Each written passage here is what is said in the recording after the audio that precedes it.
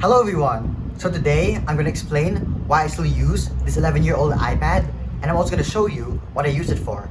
Now this is going to be a pretty interesting video since this device was released on March 2, 2011, and today, at the time of recording, it's February 1, 2022. Pretty cool. And I did check the battery health a few days ago. So the battery health on this iPad was 85%. Now the device isn't in perfect condition, and there are also some scratches and dents around it. Plus the speaker doesn't work well, but overall, it's still a really good device for basic use, and I'll show you what I use it for. Okay, just to clarify, this is my main device, and I mainly use it as a second tablet for basic usage. So if I'm editing videos or working on productivity things like editing my YouTube thumbnails, then I'll use my iPad Pro over here. But for basic tasks, it's really useful to have a second device, and I'm gonna show you what I use it for. So the first use is actually for YouTube.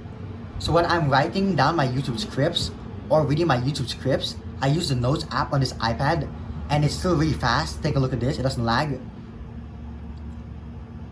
I can still scroll through all my notes, and I can also type notes on this. So it's really useful for the script, and having a second extra device for the script is very helpful, especially if my iPad Pro is being used for something else. So I have a standalone device that I can just leave over here and then read the script while I'm talking over here and presenting something. Or if I'm doing a voiceover, I'll use my iPad Pro to record the audio, and then I can read the script using this device. So that's really useful. Now the next use case for this iPad is actually this app over here called Sky Portal. And Sky Portal is made by Celestron. They're a telescope maker, and I have a Celestron telescope, so I use this as a star tracker to align my telescope to a star, planet, or other object that I want to view. Now for example, right now we're locked on the moon over here, so it shows my current location over here, and then it also shows southwest, so 215.2, and this, I can use this over here on my iPhone's compass and then align the telescope to this heading or orientation.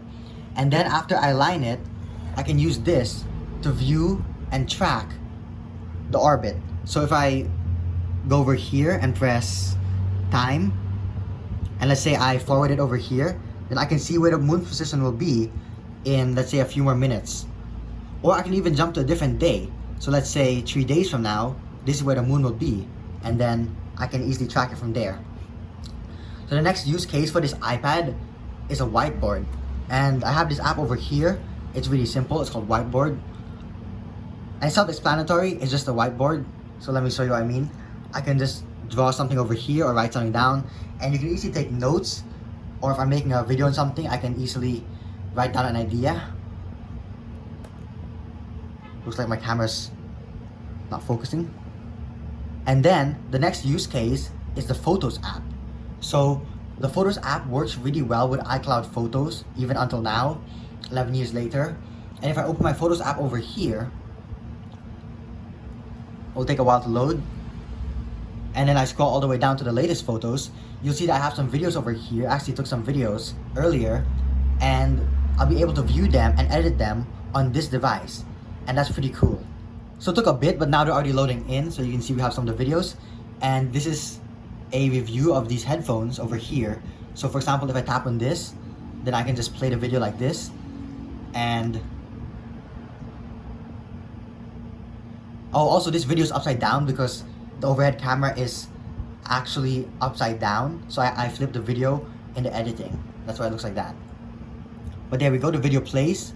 If I forward it a bit like this, it's pretty smooth. You can also use earphones because there's a headphone jack, or Bluetooth, so that's also really useful. I can scroll over to some of my photos over here. It scrolls pretty well. Okay. So for example, this photo over here that I took of a bird, I can press edit over here, and then I can edit the photo. So take a look at this. It will download from the iCloud. So let's wait for it to download. And there we go. So now I can edit, for example, if I press the auto over here, auto enhance, enhancing photo. There we go. And then I can also do my manual edit. So for example, if I want to put a filter, just like this, Chrome, okay, or adjust all the levels manually, Now this isn't as advanced as the latest versions that are found in newer operating systems, but it gets the job done if you want to do simple edits and enjoy your photos on a different device. So if you already have an old iPad lying around, and maybe you don't already have a new iPad that you use as your main device, then you might be able to repurpose it into a photo gallery machine, so you can use it just like a picture frame because of the large screen. The next use case, and probably the last use case for this device, is using Safari. So Safari is actually already over here, and it's a really good idea to use this device for Safari since it's a really light task. So it doesn't use too much processing power, and aside from Safari, you can also do almost anything else that's really light. So for example, the Mail app or the Books app, and in the Books app, for example, I can look at a user guide or read a book, which is really cool.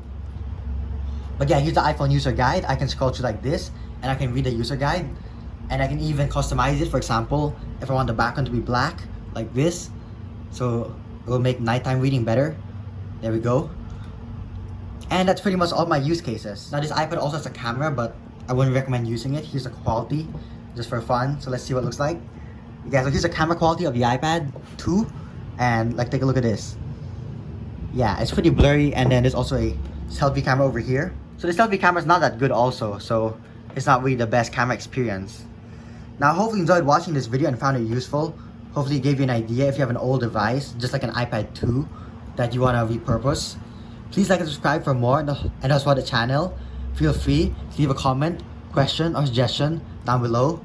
So, thanks for watching.